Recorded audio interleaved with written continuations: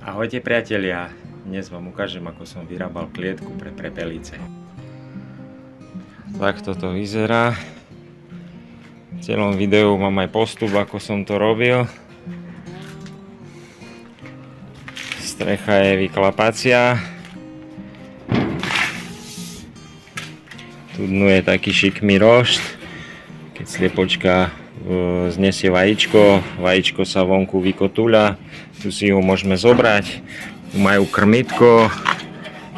Ešte doma som zabudol to pitko na vodu. Tu sa založí tá plastová nádobka a tu oni si ťupkajú vodičku. A na spodku je ešte rošt na zber. Po tých bočných hranách sa to šmýka, čiže dá sa to ľahko vybrať aj dať dnu. Priatelia, poďte sa pozrieť na to, ako som vyrábal túto klietku. Sľúbil som jednému typkovi, že mu vyrobím klietku pre prepelice, tak sa ideme pustiť do toho. Našiel som takýto hranol, ktorého si vyrežeme 4 kusy, 4x3,5 cm, uvidíme, jak nám to vyjde. Hranolčeky som si vyrobil, zakrátil som ich nakoniec na 96 cm, pretože pletivo budem ohýbať na 2 očka, nie na jedno. Z týchto paletových dosah si vyrobím bočnice o rozmeri 40x40 cm. Na pile si zarovnám všetky hrany, pretože tie bočnice budem lepiť a bude to jeden kus celý. Mám tu 41,5 cm, čo mi úplne postačuje, ale musím urobiť ešte jednu takúto zostavu, pretože 80 cm z toho nevyrežem, 74 cm, 73, takže si to ešte zakrátim takto, aby som nemusel lepiť taký veľký kus dokopy, aj tak by som to potom vyhodil. Takže ešte jednu takúto zostavu si vyrobíme. Jednotlivé dosky natriem lepidlom D4. No, keď to mám takto pekne natreté, tak iba takto sklopím ku sebe tie doštičky. S jednou rukou sa to robí zle.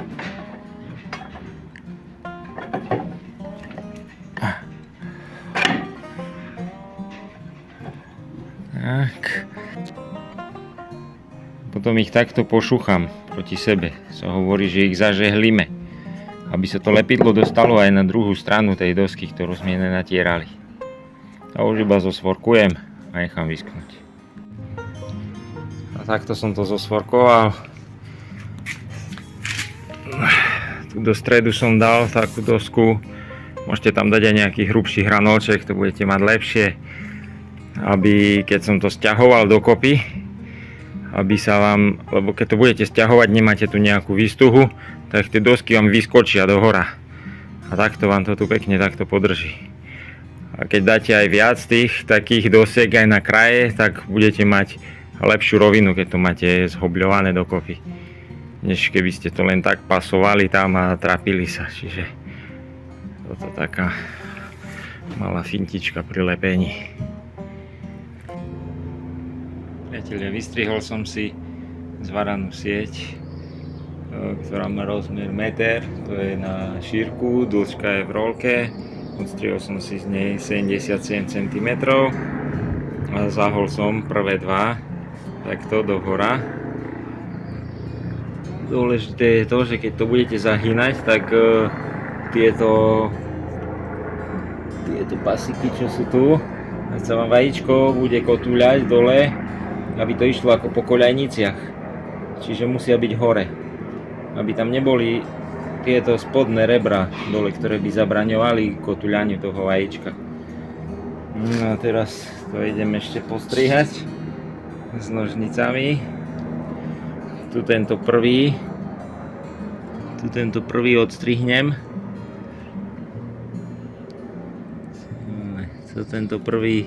Prvé dva odstrihnem.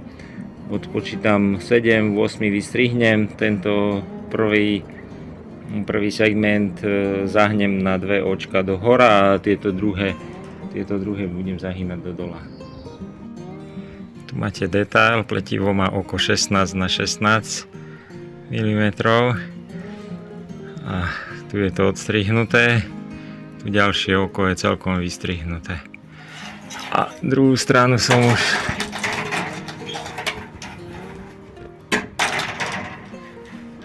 zahol takto. Tieto očka, čo mi tu ostali, som obtočil dookola, zahol do dola. Toto bude slúžiť jak zberný kôž na vajíčka. A túto stranu zahnem teraz smerom takto do dola. A tu budem pripájať na bok. Zerám na to, že hranuly mám dĺžku do 96 cm. Takto keď som zohol pletivo, či to vidno, už to vidno je 93,7, že hranolček napílim na 94 cm a potom to pletivo s tými šrobami, ktoré budem uchytávať oňho, tak sa napne a bude pevné, nebude také previsnuté dnuka. No, dosky som zlepil, naformatoval som ich na rozmer 40x40. Prebrusil som si tie dosky. To nemusíte prežívať. A tak, na hrubo som to prebehol, zarovnal tie hrany, čo tam boli, čo vyčnevali. Teraz to idem pošrobovať dokopy. Pospojoval som si dokopy tieto hranolčeky s tými bokmi cez konštrukčné vruty. Také na torx hlavičku. Toto pletivo som si vyhol.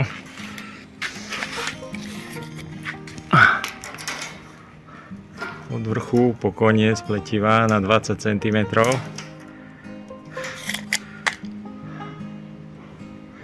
Teraz to prišrobujem šrobikmi.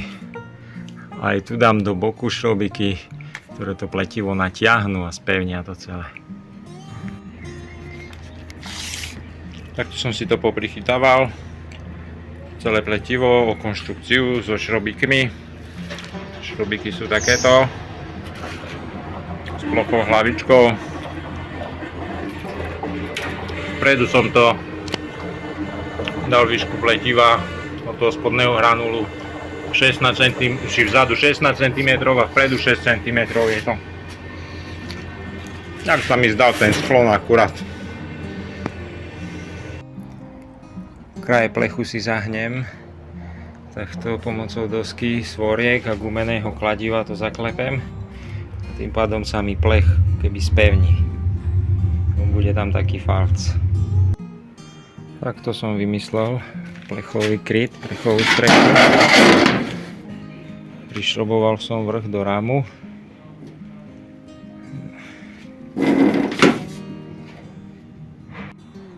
Primontoval som tu panty, čiže strecha už sa aj otvára.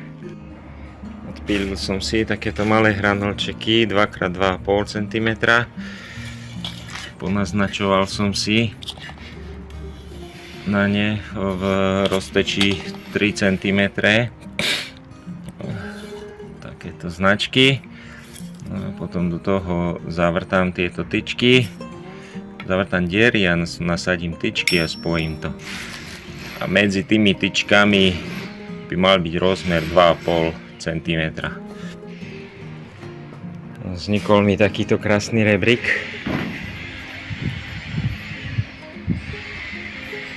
Ten si primontujeme sem.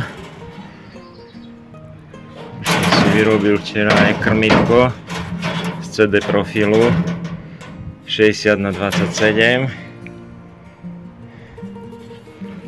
Tak toto vyzerá. No, tento rebrík primontujem tak, že spodná hrana tohto rebríka bude 3 cm vzdialená od toho spodného pletiva, aby tie vajíčka dokázali prepadnúť až dopredu.